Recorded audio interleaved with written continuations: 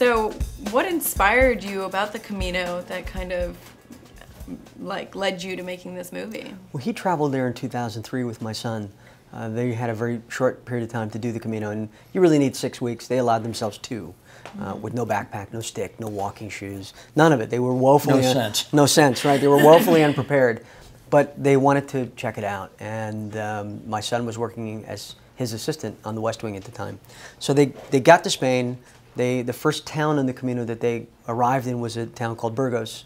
They sat down for the pilgrim supper at one of those Casa Rurals, which is like a bed and breakfast. My son meets the innkeeper's daughter, falls in love. He's been there for the last 8.5 years. Wow. He married her. And so after that trip, my father said, if you want to see your son, I think you're going to have to figure out how to work in Spain.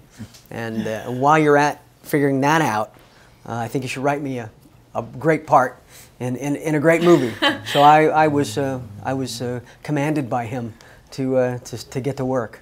That young lady's name that Taylor married is Julia, and her mother's name is Milagros, which means miracle. So that was a very clear indication that something special is happening on this road that we should further investigate, and it became known as The Way.